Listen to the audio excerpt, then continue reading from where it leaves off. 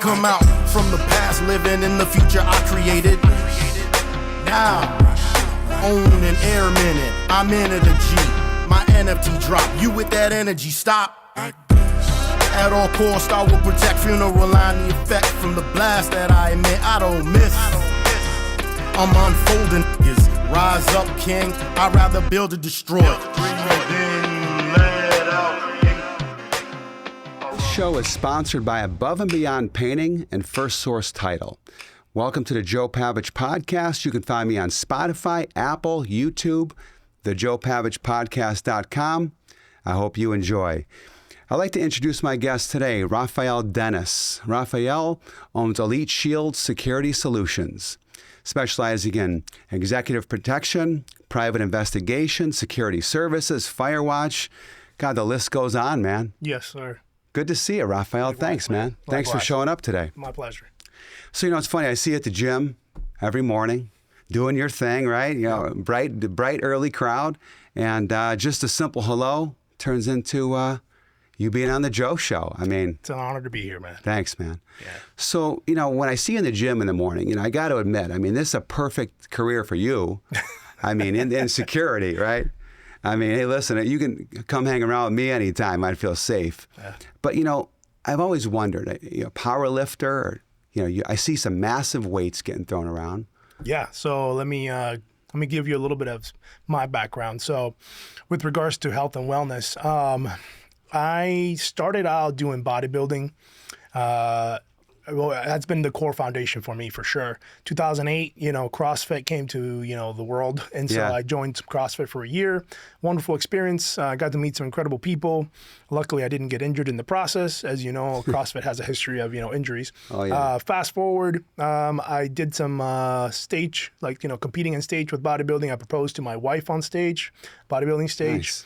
And I decided that based on my best effort, I didn't always get what I felt was the deemed reward, right? I didn't always get the first place. Yeah. And so I said, well, what can I do, right? What can I control about this aspect?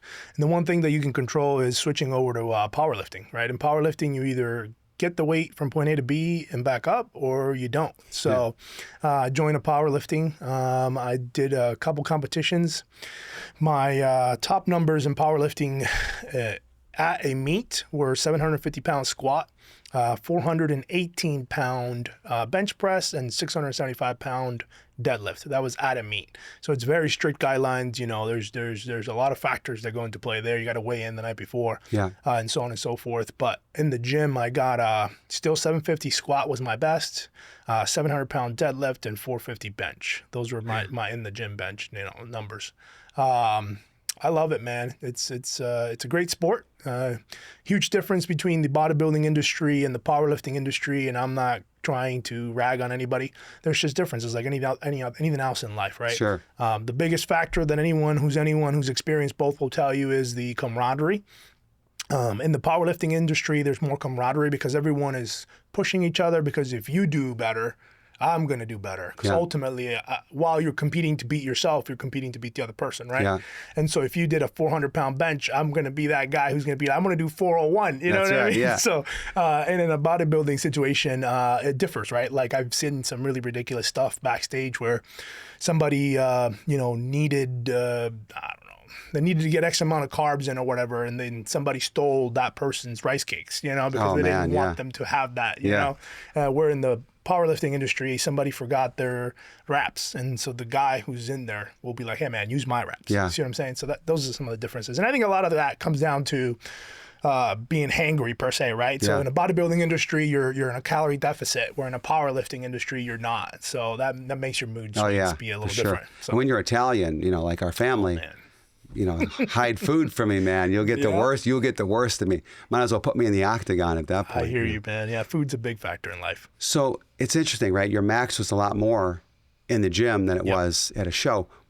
Why do you think that is? I think my dynamics are different than most. I have heard many people say they've done really, really well in a powerlifting meet because of their feeding off the crowd and so on and so forth. I think the factors for me were when I did those numbers, I didn't do them consecutively. So when you're on stage for a powerlifting meet, you do squat, bench, and deadlift. Yeah. When I did those numbers that were higher in the gym, that's what I did. It's I came in there that day just to bench. Yeah. So I didn't have those other factors into Got it. play. I didn't have to weigh in.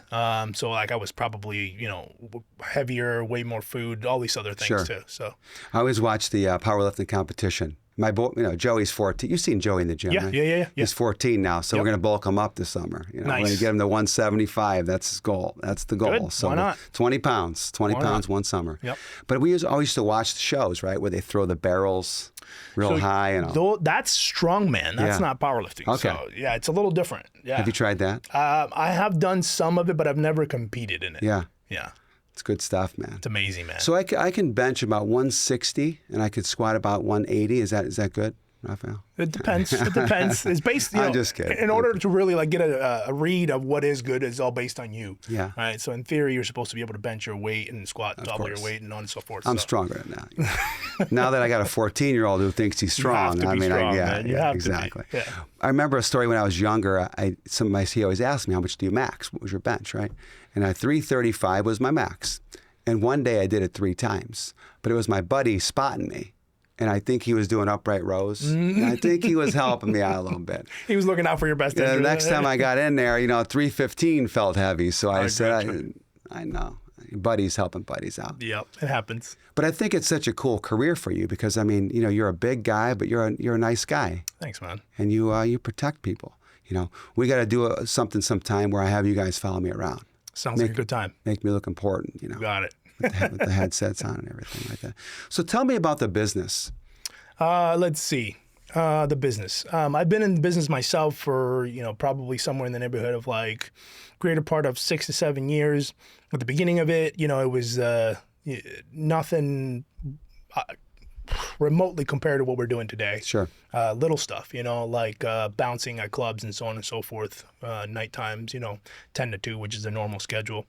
And then I got into it on a more serious level when I was approached by some friends, 2 friends that don't know each other.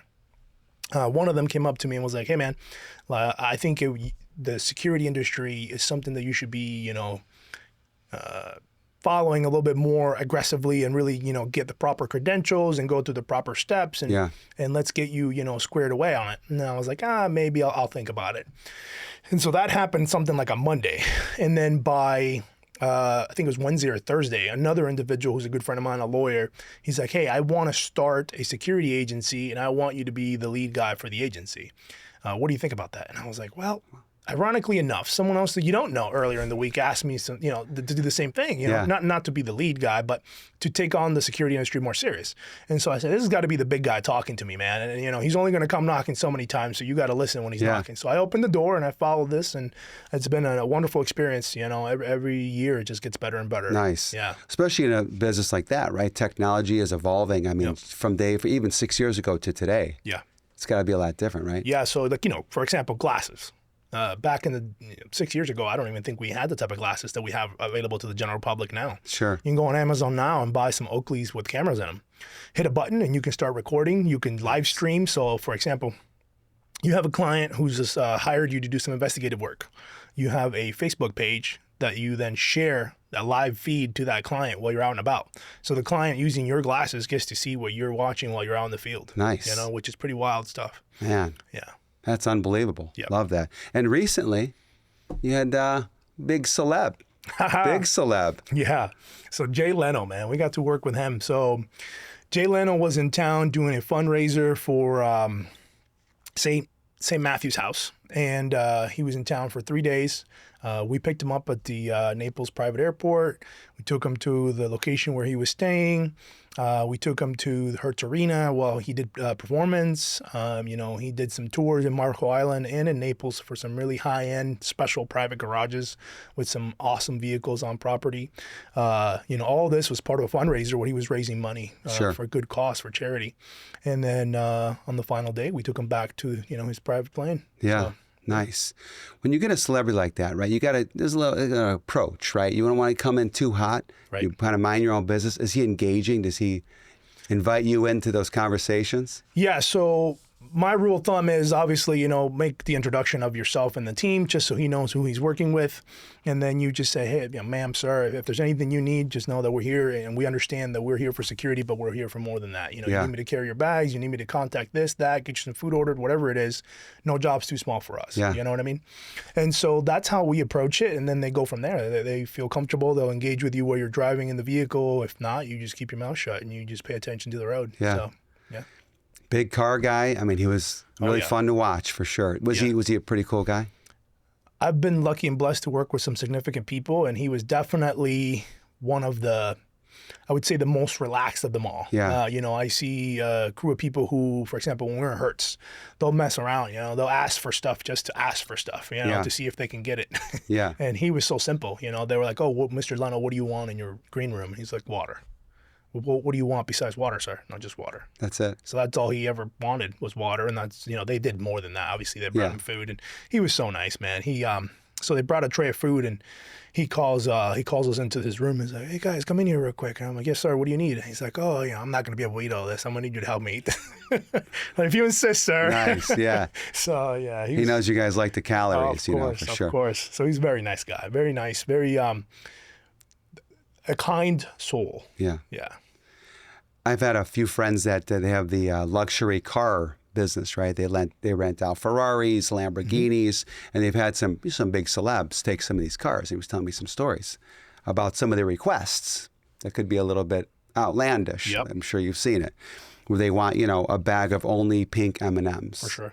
or a bag of only red Skittles, or whatever it is, right? Nailed it right on the head, man. And he wasn't like that at all. Yeah. That was the beauty of it. You know what I mean? Yeah. He was just so relaxed, so humble. He Nice. wasn't trying to make anybody's life difficult.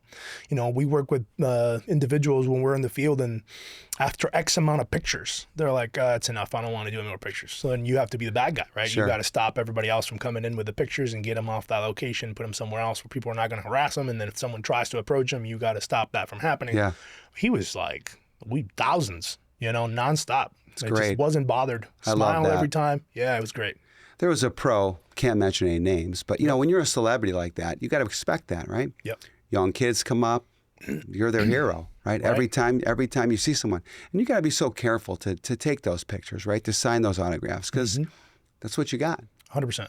You're there. Yep. So You don't want to say it, but the reality is that your fans are the ones paying your bills. yeah, you got to be cool. Yep. Be humble.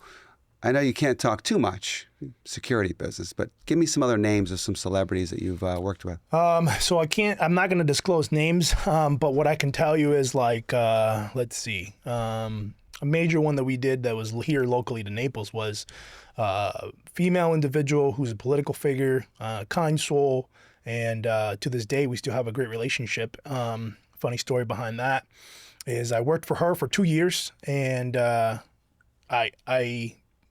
I put in my notice to go work for somebody else right after her. But let me tell you about her real quick. In the 2 years that I worked with her, it was a hustle, and someone who is a political figure in the public eye constantly and is very controversial, she's very passionate. So I've always, working with these individuals, I've always been amazed at their ability to function till late hours of the day and be up early hours in the morning. Sure. It blows my mind to see them operate like that. It's like they were built different. You know what I mean? But yeah, so one of the events that we did with her was 22 days on the road. We were 22 days on a road. We started here on a Sprinter van and drove all the way up to right outside California, and then drove all the way back down. And the whole time you'd think they'd be in the back sleeping. No, man, they were back there just working away on the laptops, meetings, this, that, the other thing. Incredible humans, man. So funny story is I got assigned to work for a family through another company, because at the time I didn't have my own company. And so I was an independent contractor. And so I worked with her, put in my notice because I got reached out by a family to go do some work for them. And my first job with this family was overseas. They wanted to go to Italy. And so the owner of the company calls me, says, hey, we have this gig. We need you to go with them. Here's the departure date. Are you available? I'm like, yeah, let's go. And so I contacted the other company that I was working with. I told them about the opportunity. They said, yeah, man, of course, go for it. No problem. We'll handle things here and everything will be good when you come back. Yeah. And so unbeknownst to me, my passport was expired. And so I get notified on a Wednesday, my passport has expired. I hop on the good old Google and try to find out how I can mediate this process in a day because they're leaving Friday. Sure. Right? So the only answer at the time that I could find was I had to fly to El Paso, Texas, because the passport agencies only have availability in certain areas throughout the United States on certain days, right? And the next available opportunity was in El Paso, Texas. So I book a flight to El Paso, Texas. I get there. I stay in a hotel. Thursday morning, I go to the passport place where I had reserved my spot. I go in there. I go through the whole process of getting, the passport done. There's a bunch of funny stories in there, but I don't want to take up too much time. Get my passport. I'm driving back. It's the last flight out of El Paso, Texas, and I'm not going to make it. The way it was going with traffic, I just there was no way I was going to clear TSA. And so I get back to the airport and I get there and the line's like ridiculous. And I was like, I'm either going to get arrested or this is going to go really well. So I shit you not, I'm like, excuse me, just really loud, in the middle of the airport. Probably not the best thing to do. I have a really great opportunity that I need to make it back home to Naples too. Could you guys please assist me by allowing me to cut the line? And people, I think, were just in shock or realized the honesty of my voice or whatever. And I was given the opportunity to walk to the front of the line. Man. It was incredible. And so I get on this flight, and while I'm on my flight back to Naples Thursday, I have my wife on the phone. I bought the Wi-Fi pass, on the plane, so I could talk to her, and I'm telling her exactly what to pack, and I'm getting all that situated and aligned. I get back, I sleep maybe 4 hours, and then I meet the client the next day at the airport in Naples, and we hop on this private jet and we go off to Italy. Man, it was incredible. Yeah. No idea what you went through. No idea. No, I didn't tell them that until later on, in our relationship. Man. But yeah, it was pretty wild, man. And Your passports, you don't use them too often, so I mean, No. I just renewed mine, but you just got to almost do it, right? Yeah. Not when you're ready to go somewhere, because that'll take forever. Yeah, and I'm usually better than that, but I was not on top of my game. Yeah. I'll admit it. I didn't realize it had expired. And you were gone for how many days? 22 days? No, the 22 days was with the previous lady. Oh, okay. The political figure on the road, a tour bus, essentially, or sprinter van rather, and she was selling, it's like giving out books and signing, and speaking engagements and whatnot. But with them, we were gone. I think it was close to 2 weeks. And originally there was X amount of people on the plane, pardon me. But when we got there, they had some friends who were already had arrived ahead of schedule and they were there. So then they joined us. And so it ended up being like me with 11 of them. And it was a lot of hurting, a lot of eyes. I had done my homework in the flight, because the reality of it is that, unfortunately, I wasn't given a proper debrief, like, hey, here's some things to look for, which is usually what the person who owns the security company does for the staff in advance, right? Like, hey, you're the boots on the ground, but here's the debrief. This is what you need to figure out, what you need to know for this detail that you're going to go on. And so, I ended up doing the advance myself, and so I'm on the plane, figuring out the do's and don'ts of this particular areas that we were going to be traveling in Italy, with regards to like hustlers and, scams and so on and so forth. And so once we arrived, went through their TSA over there. It's so funny when you fly private, like it's just so different, man. Overseas, like there is no line when you arrive. They don't even check your bags. It's the way to do it. Yeah, like, do you have anything to report? No, okay, great. Here you go. Yeah. So once we got there, got everybody to their rooms, and everyone was, set. I did ask for some time to speak with them, just to give them, like, hey, here's what how we need to operate, some things for you to tell me. If you scratch yourself here with this hand, like that lets me know that the conversation you're engaged with whomever you're not really feeling comfortable with, and you want to be removed from that conversation without having to say it, right? And then I told them about the little shenanigans that they do over there, where like if you're a tourist and you're walking by, they'll have paintings on the floor, and then when they see you coming, they'll accidentally kick the painting in front of you, so you step on the painting, so then you're forced to pay for that. Yeah. Or they'll come up to you with their little bracelets and put them on you, and then be like, oh, that's $20, and you're like, but I don't want the bracelet. Oh, but you have it on now, you can't take it off or whatever. right. You know, like, so all this nonsense stuff that they do, and so I warned them about that, and so they were pretty good about listening. And they're good too. These the people that come up to you. That's what they do for a living. So I went to Italy, the honeymoon. Yep, good. And this is a long time ago, Rafael. You probably weren't even born yet. Stop it. I'm a lot older. But it's funny because we went into Naples, and they always warn you about Naples, right? Be careful that that's going to happen, right? So, we go in there, I'm feeling good. I got this. So we go in, and we're walking on this little private spot to get a piece of pizza, which we did. We come back, and 2 cops come up to us and ask us if we need help. The cop car looked like it was, legitimate. Like, no, it looked like it was stolen. Almost, you know what I mean? Opposite. So we're like, I don't know. No, we're good, And I remember we were walking by the police department, and the lights were off. It was like a Monday at like 2 o'clock. You would think lights on, And I'm like, man, I don't know. Let's get it. But there's some spots that are tough. New York City, too. We went to New York City, and these guys were playing some cool music, some cool rap music. They got the CDs and stuff. So they put it right in your hand. And they say, hey, man, here's a CD. Can I get $20? And then you're like, yeah, I guess. I got my family with me, so I don't want to be confrontational.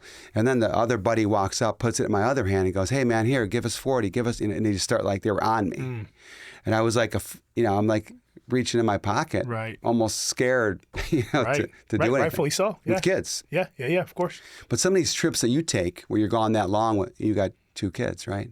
Yep. It's a little tough to be gone for a few weeks. There's a lot of sacrifice you gotta make. There's no doubt about it, man. So that's the thing about it, right? Like, everyone thinks security, and they think that, first of all, they think that you're doing these things on a daily basis, which is not the case. Sure.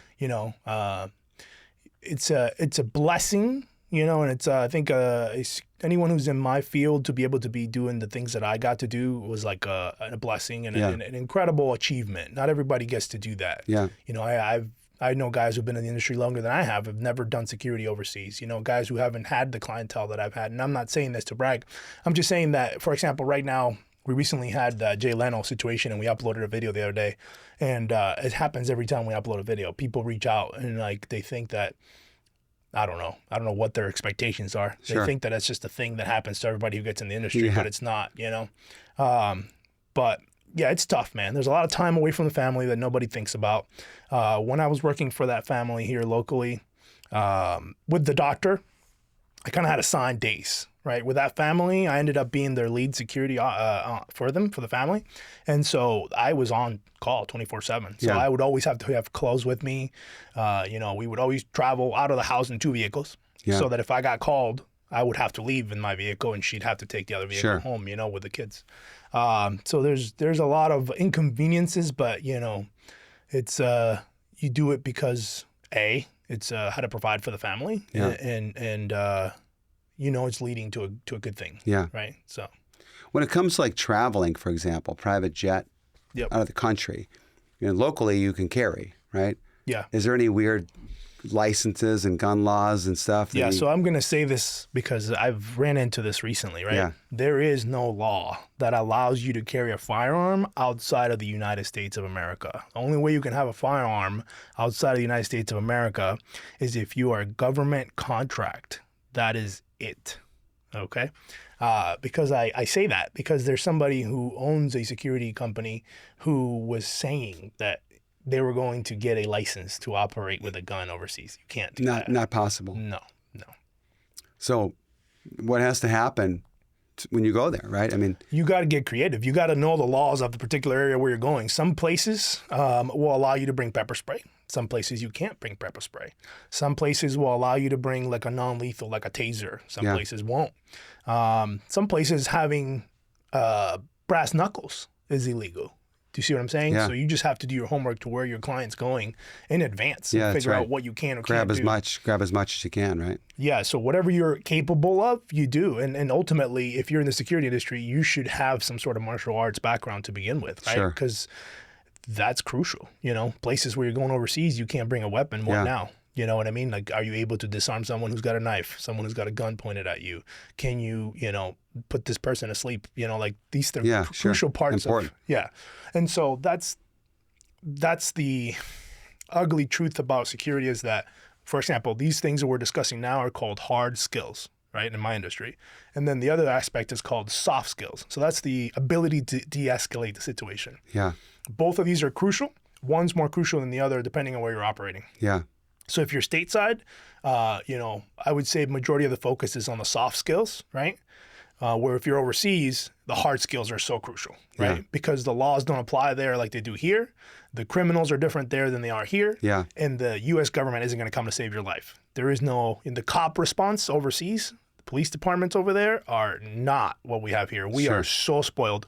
We're complaining, and pardon my French, but bitching and moaning about the response times now. Yeah. Overseas, it's like 45 minutes. Yeah. You know what I mean? Before you're in the middle of nowhere in the mountains, and you're in this little town, and you're gonna call. And by the way, the other thing too is like there is no 911, right? Like, which is a misconception that every American has. They think that 911 is a universal number. Anywhere you go, you just dial 911. No, Nah. You got to know the number for that specific region where you're going. That it's gonna get you to the police department. So these are things that you'll have to do when you do an advance for where your client's going. So. It's so important to be aware of your surroundings all the time, right? So, Rafael, my past was I did martial arts for a long time.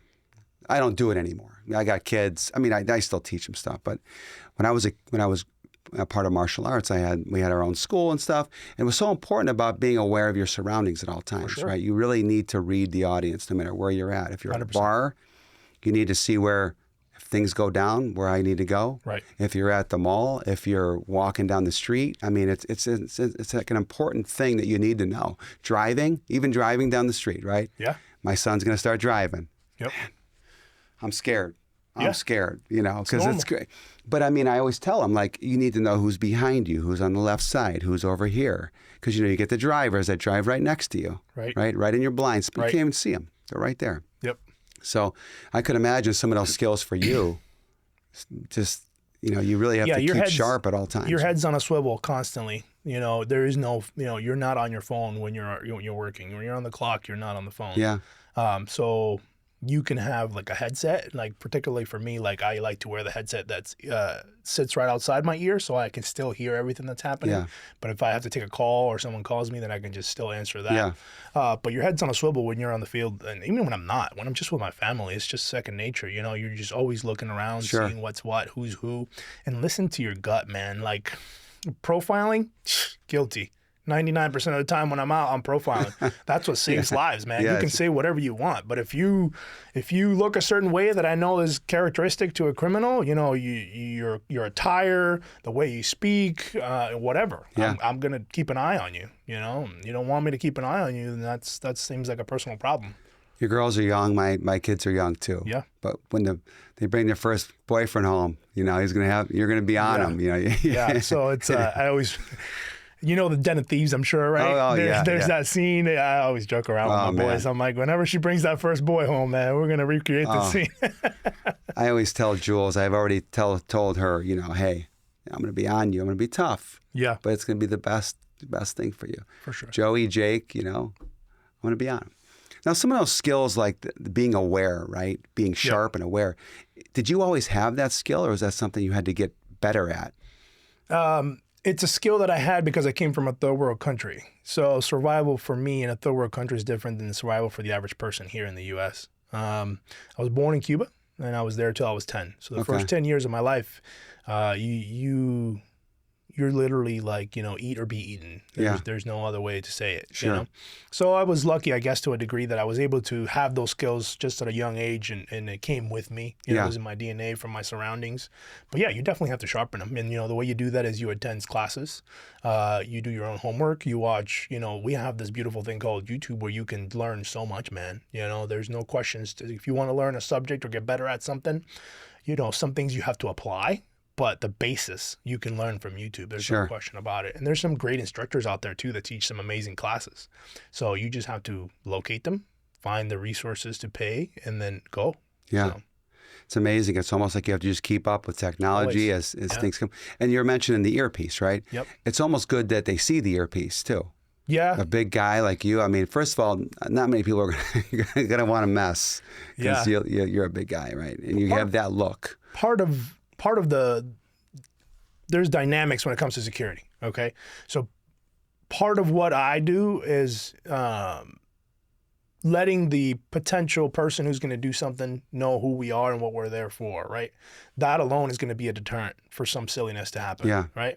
But then we have guys in our team that are not my size, right? And so when we're in formation and we're walking with a client, that person is way back, right? And they're watching from the back, our backs, like, hey, this guy's creeping up behind you or whatever. Keep an eye on this person. I saw this and that. So there's a time and a place and a person for every part of the job, Sure. you know? But yeah. How many guys do you have? So I can pick up my phone right now and I can call at least 20 guys who are independent contractors who are ready to roll. Sure. Okay. Full-time guys, we have 4. Okay. So, and we do everything. You know, we don't just do executive protection. Executive protection is the glamorous and beauty thing that everybody knows, but, you know, we do everything. You know, we work with jewelry stores. We have guys who work at jewelry stores. We do, as you already stated, fire watch. You know, we'll do galas. We'll do weddings. We'll do airport pickups. Anything and everything, you know, like disgruntled employee. You need to have someone on site to help with that. You know, we'll do it all. And there's guys that I have that are designated for each role.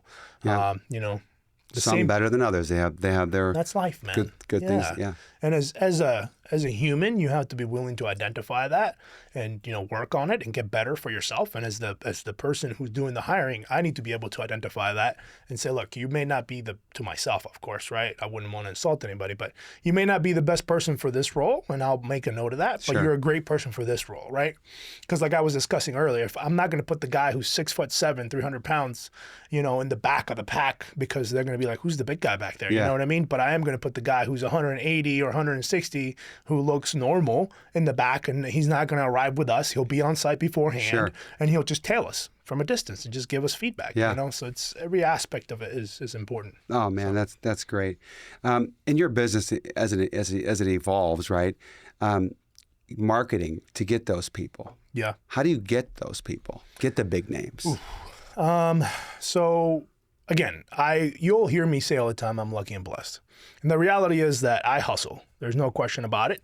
If you know me, you know that I'm constantly, my phone's always on. You can call me at 2 a.m., I'll answer. You can call me at 6 p.m. and I'll answer, you know. I'm at the gym, 5 a.m. And the hustle that I do, the consistency is what continues to bring back service, repeat customers. Yeah. And so those repeat customers tell other people about us and so on and so forth. So a lot of the leads that we arrived at were because we started with this person and then they recommended us to this person and so on and so forth. And it's just a big chain. That being said, it doesn't hurt rather, that we have a 5-star rating, on Google, right? Sure. So when people are like, oh, I'm coming to Naples, I need security, boom, we're there. We're 5 stars. There's no one else in the industry that has that. Sure. So not here anyways. So yeah, we have a great social media page, by the way. Thanks, man. Did a little scrolling before you came on the show today. Yeah, we pride ourselves in that. We won't have excessive amount of content, but the content that we put up is definitely professional. Yeah, so you can't. Not much you can put out there, right? Right, exactly. But it's the same thing in my business too. I sell a home to someone, hopefully they recommend me, good experience, give me a review, post it, talk about it, and hopefully you just get more and more. Yeah. So we do a lot of work with like the high-end demographic, right? And so that's the ones that are going to know the Jay Leno's. Those are the ones that are going to know the country singer. Those are the ones that are going to know the rapper. And we're the preferred security vendor for Ferrari of Naples. So anytime Ferrari has an event on site, we're there. And so you can imagine the type of clientele that we work with there is fantastic. You know, so it's exactly what we're looking for to work with. Yeah, that's great. Yeah. Also, private investigation. Yes. That's pretty cool. Yeah, man. And it seems like, and maybe it's not, but it seems like to me that might be maybe a little boring, but a fun part of Yeah. So private investigations, it's fun. You get to tail and document some pretty interesting stuff. And, there's just like security, you have to be fluid, right? So like in security, you're like, all right, I do an advance for any big gig we have, and I put together a pre-plan, and everybody knows where their positions are and their roles and everything else, but you have to walk into that knowing that you have to be fluid. Things are not always going to go as planned. Sure. So if somebody gets dropped off, their shoes come loose or whatever, the client wants to go left instead of right, you got to go with it. Well, the same thing applies to private investigations, right? Like, hey, this is the person I need you to tail, and you gather all this information. This is what I'm looking for. Well, I've had a situation where I started here in Naples, and little did I know we were going to be going to Tampa to the airport. You see what I'm saying? Yeah. So it's like you just got to go with it, you know? And so there's that. There's other things where some very high profile individuals in the area get caught up in your investigation, and you're like, what? I would have never guessed this person. That's right. know? Yeah. So yeah. that's just information that's just it's shocking, and you just document it and do your job. You know? So Rafael, I'm a TV guy. I Yeah. like to watch shows, documentaries, shows like Cheaters. Yep. Was it Chris Hansen? I think Yep. it was on. No, that was Joey Greco. I'm sorry, Joey Greco was Cheaters. Chris Hansen was a Catch a Predator, right? You know, some of these shows you watch. Yeah. And, you know, they're crazy. Just to sit there, you could multitask on your phone and you could watch a stupid show on TV. It's hilarious. Yeah. So as far as To Catch a Predator is not hilarious. No. But Cheaters, you know, some of these Yeah. stories. Yeah, Hey, and listen, this is not what it looks like. You know it's what so I mean? wild, you know, more often than not, you know, thankfully, because I always want to think positive and hope for the best.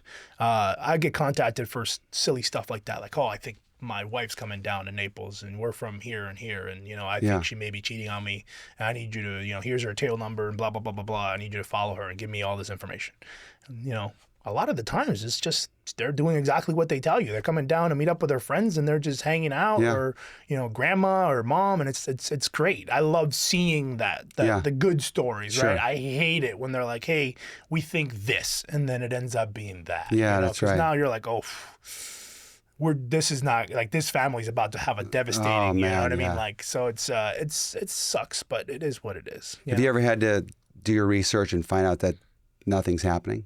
And deliver good news. Yeah, I love it. That's got to feel good. It is. It's a great feeling to know that, you know, that this person's not doing anything shady, and that, you know, whatever reasons they have for thinking that they were misled, and you know, everything's in a positive standing, right? Because a lot of the times, like I said, that ends up being the way, and I'm so happy when that is the case. When it's not the case, and I feel horrible because I have to do my job and I got to deliver the details and the facts, but I know that now that family is never going to be the same. Yeah. You know? Yeah, it's tough. Yeah. So your first call, the big one, celebrity, right? The first one you got. What was it like? Did you sort of think to yourself, man, how did I get this one?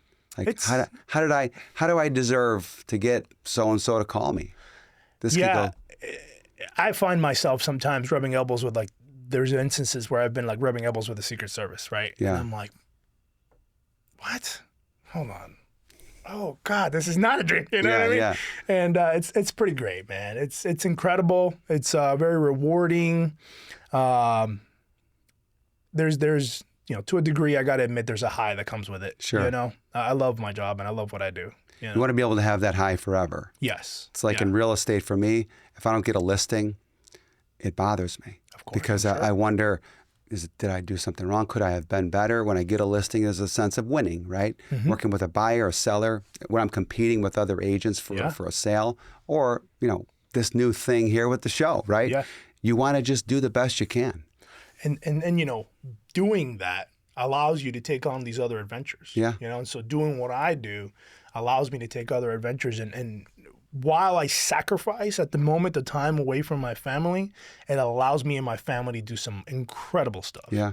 So I'll give you an example. Excuse me. We were able to get away for 30 days on an RV and just go, you know, Colorado, Kentucky, PA, like we just went, man, and it was phenomenal. And you know, how many people do you know that get to be in those shoes and do that? That's know? right. It's so it's hard, and there's a lot of sacrifices on the front end. Yeah. But totally worth it when you get to reward yourself by spending that time with your family. You're right. Yeah. Yeah, We Are the Millers. You know, the movie We Are the Millers. They took off on RV. Yes. We Are the Dennises. Yes. And it's just like that, Yeah. man. Like you know, people don't realize all the things that will go wrong in an RV until you own one and you go through it. I could imagine. Yeah. But it's got to be fun. And the business can go kind of two different ways, right? So like in real estate, I could do this all myself. I could do this myself, right? Yep. But you need a team Yes. to do those things. Yes. Because Rafael, year one, wasn't going for 30 days. Mm-hmm. I could probably be pretty sure of that, right? Yeah. You can't get away because you either pay a staff that you, like me, I have a team of 4. They help me navigate on a day-to-day basis, right? Yep. I have to pay them. I got to pay for billboards and marketing, and everything I do is expensive, right? Of course. I can go the other way and just save all that, but then I got no time for myself. Correct. So you have a path that you can go, right? And you got to have the path like you do with your team to where you could just go. Yeah. 30 days, man. Yeah. Yeah, it was That had nice. been a nice, fun trip. Oh, it was wonderful, man. It Was that incredible. a summer trip? I'm assuming, right? Yeah, I think we took off in June, if I'm not You mistaken. saw Colorado in the summertime, huh? Yeah, yeah. I mean, we love Colorado, so we've been out there all times of the year. Yeah. You know, we even thought about buying some property up there, but the dynamics with politics up there, you know, have changed a lot, and so we've kind of veered away from that mindset. So we go up every year. We like to ski. Yeah. I've never been to Colorado in the summer, and I've been told you need to go because it's pretty nice. Yeah. But we like to ski. Snow. My son Joey would say, "Dad, it's not called skiing because we snowboard." So I guess we could say snowboard. That makes sense. But it's funny because, you know, in real estate, is when I go to spots, I try to figure out the area. Yeah. Why is this more expensive than that? Right. So last winter, I'm looking on my phone. I'm on Zillow. I'm looking at what these things are going for. And I'm looking at the place I'm staying in. And I looked it up and I said, man, I would have never thought this place is $5 million. It's not that big. It's a little bit bigger than this. Right. It's crazy how expensive. Yeah. And the annual dues are another issue, right? You know, the annual fees are like 100 something thousand just to own it, right? Right. Right. So, you know, I'm more of a, like right now where I live, I'm on 2.5 acres and I love being away from the city. Yeah. You know, because that way, like I got my own range out there. I have my own gym out there. I got like an 18 by 25 metal building. Nice. Insulated, air conditioning, you know. And I love being in a place where no one gets to tell me what to do, right? And so that's just my preference. So when we were looking at Colorado, we were looking at something similar to that. And so there was the annual fees that you're referring to. I didn't get to experience, but just to buy a piece of property out there was significant amount of change, you know? It is. Yeah. But if you find a spot off the beaten path, like not a ski on, ski out, or ski. Right. Yeah, ski. The closer you are, the more expensive. Ski on, ski out, right? Ski in, ski out. Ski in, ski out is what it is. They're crazy. Yeah, yeah. So a couple acres, you could shoot. You got Yeah. the little mound in the back Yep. and everything. That's Yep. great. Yeah. We have a horse property, and we do the same thing. Perfect. Go out there and Perfect. metal targets and Yes, the whole 9 yards. so rewarding, you know, to hear the ding every time you hit it, that Yeah. feedback.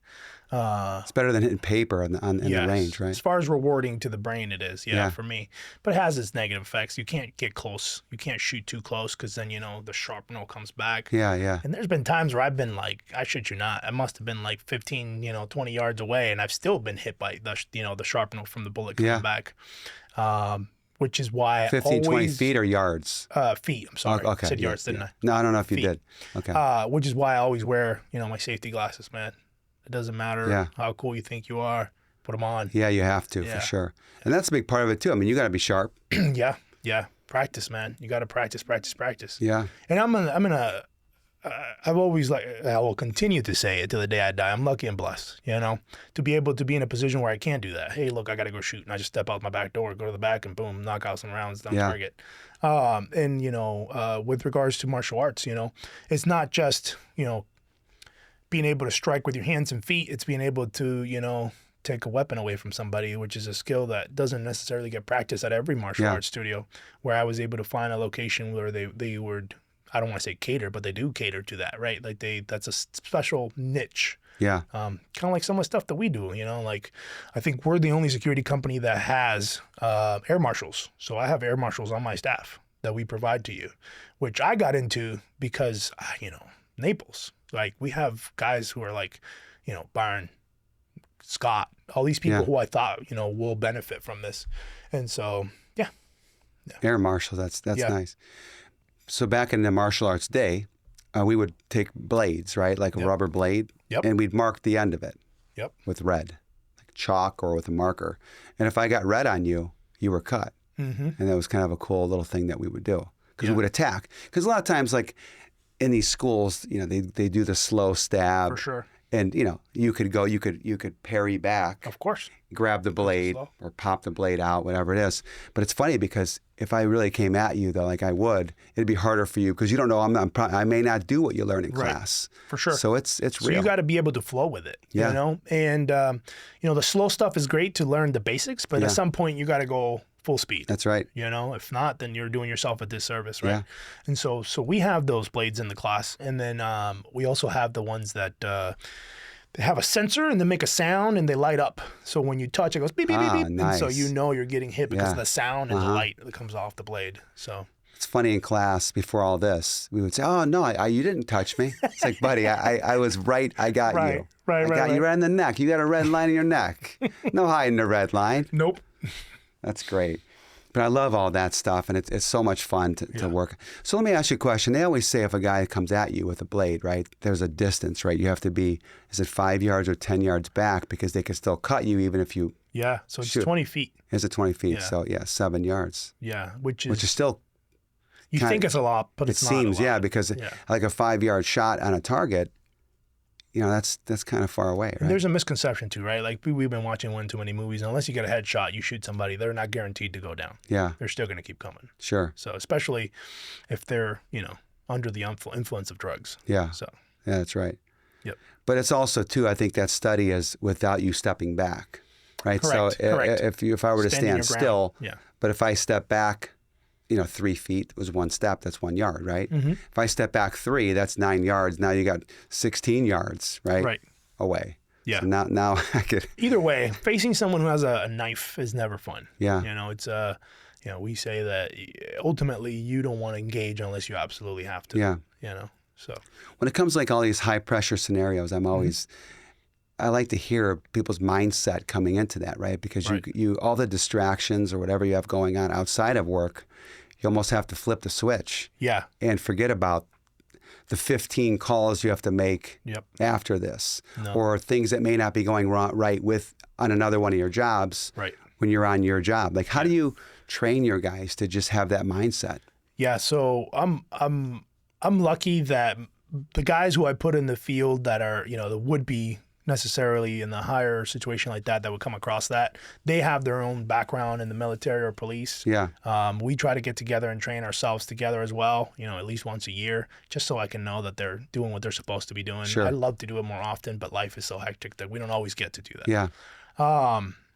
And you have to be focused on the situation in the moment, or else you may not make it home, So that's one of the key things that we hammer, man. Like, whatever else you have going on, it's irrelevant. Yeah. And the number one thing that will save you is that conversation with that person, which is why I choose not to hire someone who can't speak English, right? Some of these other industries will bring someone on board to work security, but they can't speak English. And it has nothing to do with the fact that you are from another country, and has everything with you not being able to do your job diligently. Yeah. If you can't speak to someone and de-escalate the situation, you're starting at a deficit already. Yeah, true. Right? So when you're faced with someone who's got a knife or a weapon on you, and your number one thing is de-escalation. Yeah. Sir, ma'am, like, come down, what's going on? How can we resolve this issue? There's no need for anyone to get hurt. The little things like that are going to help that person maybe switch their mindset into going into that attack mode and coming at you full force. And if push comes to shove and they continue to come, then you have to do what is necessary. But first and foremost, you have to be able to try to de-escalate the situation for them, for you, and more, and even further for the law and the court, right? Sure. Because if you go to court and you're like, hey, you didn't even try to stop this person, you just pulled your gun and started laying bullets on them, how is that going to be? Yeah. Now you're ending up in jail and you're away from your family. That's not going to serve anybody. Yeah. So. No, good point. Yeah. It's that sense, right? That being aware, being really street smart. Yes. Do you think street smarts could be taught to anyone? Yeah, of course. Well, hold on. Let me rephrase that. No, street smarts can't be taught to anyone because you have to experience it in the streets. The foundations of what to look for and what to look for can be taught. Yeah. Some people are just going to be better at it than others, right? It's like a mathematician. You can teach math to anybody, but that doesn't mean they're going to have an easier time if they don't have that. Like, if it's not a passion, it's not something that they have a foundation with, like, from the gut, like, they're just not going to be as good, right? So. Yeah, it's like street smarts in business is always good too. Like, I wasn't always your A+ student growing up. We kind of grew up in an area in Chicago where it was a little bit rough. Yeah. There was gangs. There was a lot going on. So you had to be aware of all times, of everything at all times. That's good. I mean, some of them I disagree. That's too much stress on the body or whatever, but I feel it's important. Yeah. It keeps you on your toes. It keeps you, hungry. Yeah. Right. Because now you want to get out of there. You don't want to live there. You want to go somewhere else that's safer. So.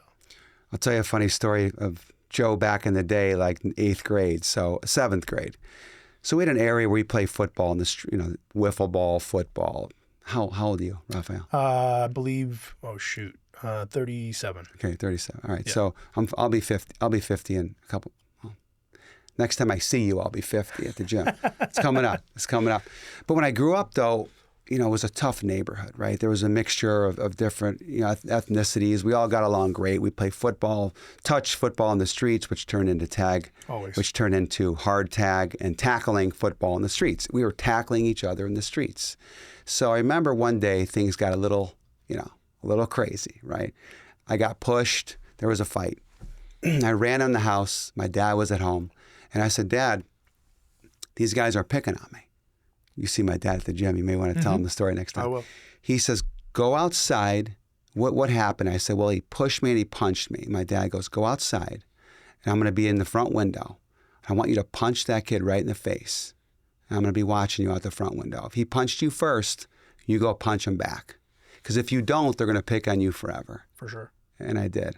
I went out there. Man. I went out there, and I think I was hearing the Rocky music in my ear, as a kid. And I did, and I threw a punch, and I landed it, and then it just stopped. I never got picked on. We all got along. The next day, they all came over, and we played, It's amazing, man. tackle football in the street. Yeah, we're missing that nowadays, definitely. And it's like that, and it continues to be like that even into adulthood, right? So we were talking about a deterrent earlier, being a deterrent, the presence, right? The bullies, the criminals want an easy, soft target. So if your presence, it doesn't display of an easy, soft target, that's going to be enough of a deterrent for them to second guess whether I need to go do this bad thing. Yeah. Do you know what I mean? Yeah. So yeah. It's amazing what just a look could do, right? For sure. It's like I talked to the kids about, some of the days when I was younger, right? You wanted to be tough enough to where somebody would look at you and not want to mess with you. So the look was always a big thing too. For sure. You could win before you really fought. Yeah. It's like I look at Mike Tyson, when he was winning. Yeah. I don't know what he's doing now, man. I still don't want to fight him. I don't want to fight him either. But, he had the towel cut around his neck. He's coming out to fight. Yep. He just was just stare you down, man. Yep. These guys were getting beat before they even threw a punch. 100%. Yeah. They were getting beat before they even got in the ring. Yeah. For sure. So it's your demeanor all around. Like, if you are engaging with someone who you have to, stop the situation and you're coming from it from like a soft place. Hey man, listen, I just don't know. That's not going to end well. No, you're getting beat. You raise your tone and you speak like a father does to their kid when they're misbehaving. That's right. That person's going to be like, oh, flashback. I'm about to get my ass beat from my dad. You know what I mean? That's right. Like, so yeah. Different issue. For sure. Where do you see this going, your business? 5 years. Yeah. So, in a perfect world, I'd love to have a set, steady clientele that are feeding my executive protection team with a set, steady clientele that's feeding like my guys and girls who are out in the field doing like, security at a facility. Like that would be an ideal situation. So having both, this group of individuals over here being fed and providing, more importantly, full-time jobs to feed their family to this group of individuals here, and then this other group of individuals over here, both having that consistency. So like right now we got this pretty awesome gig. We're working for a certain insurance company, okay, who may or may not have been on the big news. And so they have an individual who visits the area, and every time they come down here, we're the ones who they work with. Okay. So this is now going to be a repeat service with them. So every time they come down, we're the ones. We've already worked with them. They've already told us they're going to come down on XYZ date, and then we're going to work with them again. So it's having that repeat business with the high profile, and then having that repeat business with shops. Yeah. Right? So like hotels, diamond districts, places of that nature. Yeah. So it's almost like you have your crew right now, and then you have your subcontractors that you use, and if you start pulling some of those into, hey man, I need you full time. I need you full time. Next thing you know, then you got. So in a perfect 10, world, 20, what 30. I would love to see in 5 years is us having enough of a revenue coming in every year where I can say, hey Joe, I'm going to pay you this much for the year. Whether you're working or not working, this is your pay. Yeah. Does that make sense? Yeah, totally. That's what I would love to do. Yeah. because that's what I'm able to provide over here on this side with all these businesses. Yeah. I love to do the same with the executive protection field. Yeah. Yeah, that's great. That's the key, because they're always with you, right? It's like if you're a general contractor, you have plumbers that you use that do random jobs versus saying, hey, man, come work with me. Right. And now you could take on more business and you could fill his schedule. Correct. That's what it's all about. Yep. So take me back to, so you grew up in Cuba. Yep. And then what age did you move here? 1998. Okay. I was 10 at the time. 10. Yep. So you went to school. Did you go to school here locally? Yes. Yeah. Okay. So we were blessed that we skipped the whole Miami scene and we came straight to Naples. Yeah. So it was a horrendous process to get here, and we'll chat about it one day. But we went through this horrific process to get here. Last week, before we were coming, we were sleeping on the floor over there in Cuba because we had to sell literally everything to make it over here. Yeah. But we were sponsored by my mom's brother, and he provided us sponsorship. So when we came to where he was at and stayed with him, so he was here in Naples. So we moved in to his residence here in Naples. So when you got here, what are some of the things you started doing? Did you start playing, start getting involved in activities, sports, hobbies? Well, you come from a third world country where you're starving. The first thing you do is eat everything in sight. Yeah. So I became fat. Yeah, it was bad. It was horrible. Had double chin, like just rolls, you name it, man. I just went from 0 to 60, and it's my fault, right? But ultimately, my parents had a lot to do with it. You know, as a parent, I think you can, relate. You struggle, or whatever struggles you went through, you wish that your child didn't go through those. Sure. And so my parents, having not enough food to feed me my whole life, and now having enough food to feed me and then some, they were just whatever. Let them go. Oh my God, dude! I remember coming home from school and just tearing a packet of hot dogs open, cutting it with scissors, splashing some ketchup, and eating the whole thing. While I was watching TV. That's another thing, right? Like here we have TV 24/7. Over there, TV was like a luxury that you had, twice a week, Fridays and Saturdays. So there was just, you went from nothing to abundance of everything. Yeah. And so you did what everyone does, I would think. For sure. Yourself. Your parents are probably happy that it was just food, right? Yeah. And look at you now.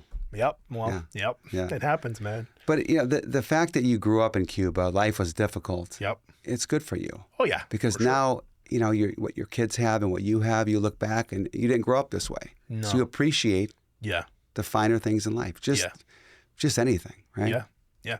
I mean, nothing, not even a fraction of what I have today could have ever been achieved over there. Yeah. And I try to explain that to my daughter to a degree. The other one's too little to really have a conversation with her. But the one that's going to be turning 7 here soon, this month, like, Daddy, why do we do this or why do we do that? And so, like, I just revert back to my roots. Hey, look, when Daddy was little, Daddy didn't have X, Y, Z. And so this is why X, Y, Z is done the way it is. You see what I'm saying?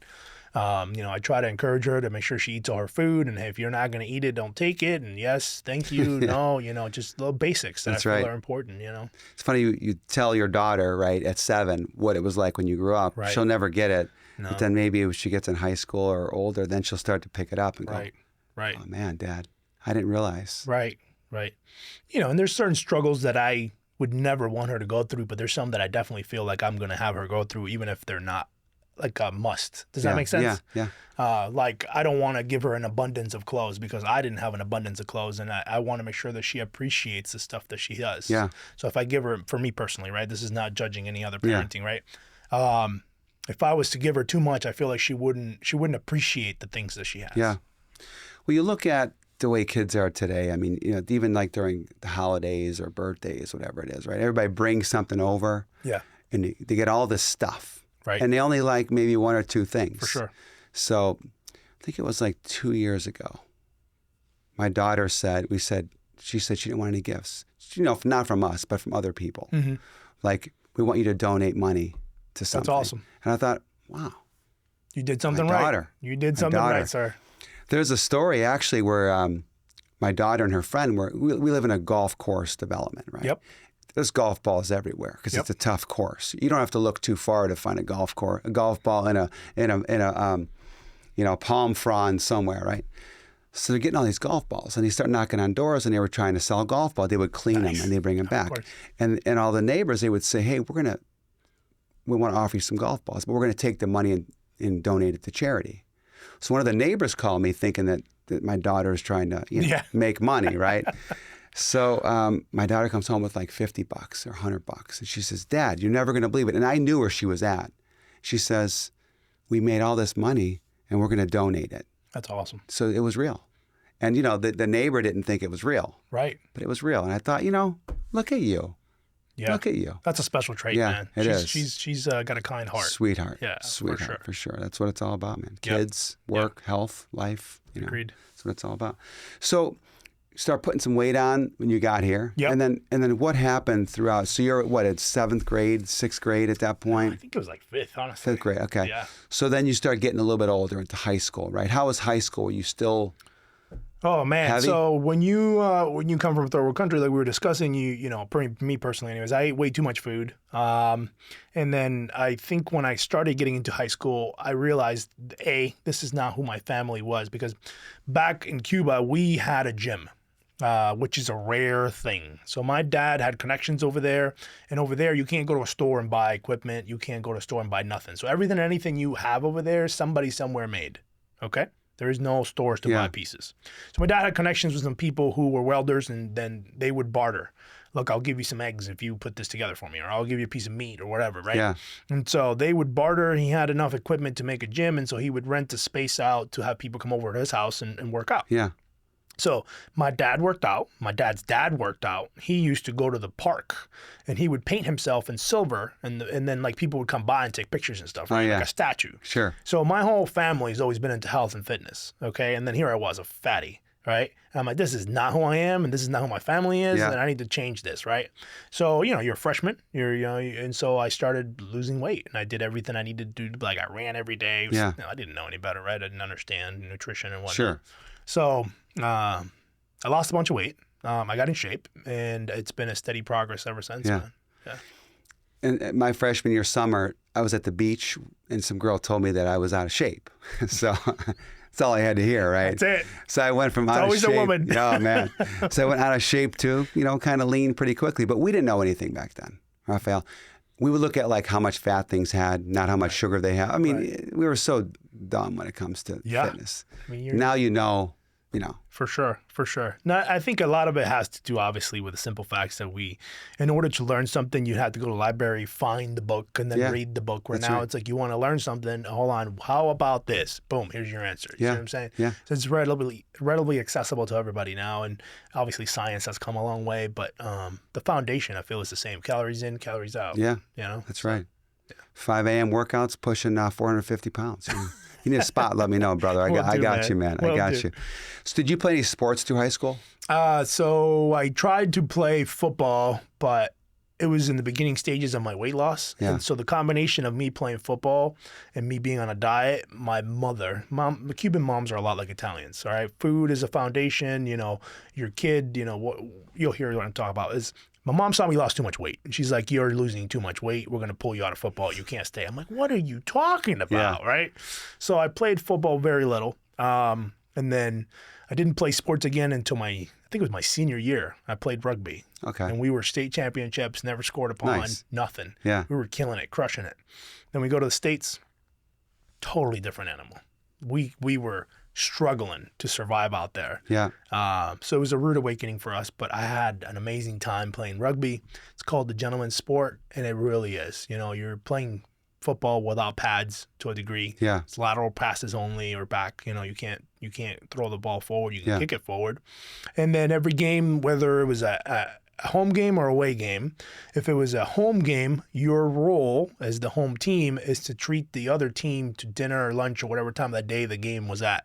Okay. So it's pretty neat, right? Because you got to kill each other on the field, and then you would play the reels of the game, and then you'd chit chat about, oh man, look at that, I did that or you did that. And there should be a lot of nonsense. I didn't know that. Mm-hmm. Yeah, Wow. well, that was our tradition. Yeah. I don't know what the standard is nowadays, but that was ours. That's awesome. So when we would go over to another, like Jupiter, for example, they would host us to food. So.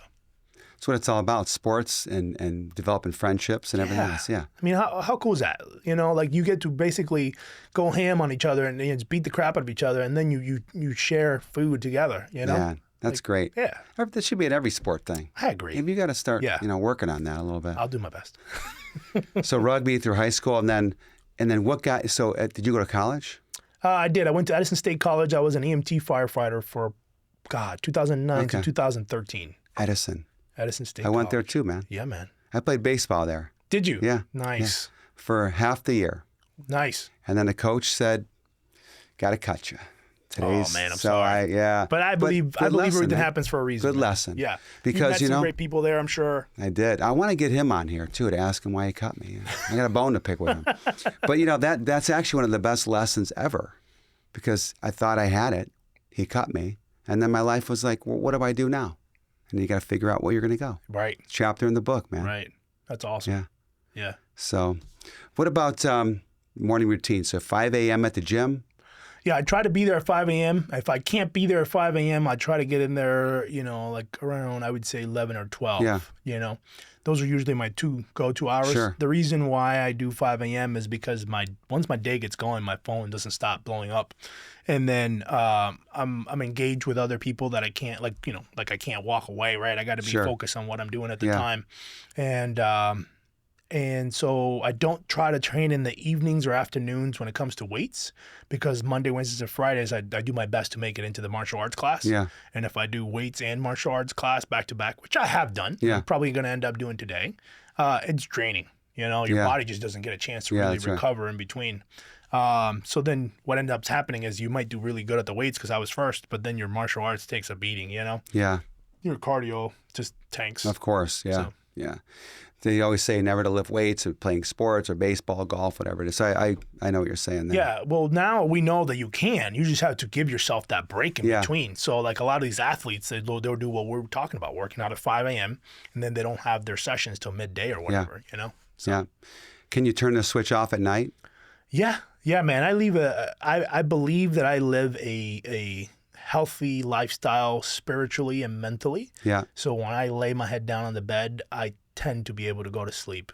Unless something drastic happens with work, hours before I have to go to sleep, then my brain struggles to really turn off because I'm a problem solver, right? And I have this issue where my family even will call me and they'll be like, hey, I want to tell you about this problem I had. And now I'm solving the problem for them, and it upsets me because sometimes family will contact you and they don't want to solve the problem. They just want you to listen, So I have to have this conversation with them sometimes. I'll be like, listen, are you calling me for me to solve the problem? Or are you calling me so I can sit here and be an ear for you to, to dump all the information onto?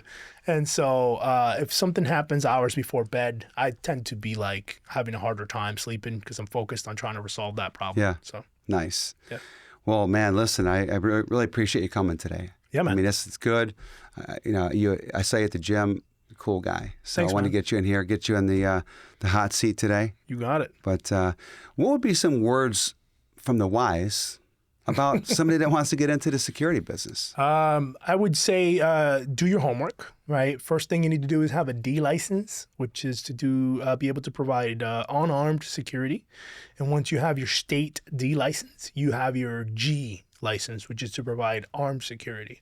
Once you've done that and you want to take it a step further, then you got to do your own due diligence. You got to practice martial arts. You have to do executive protection classes.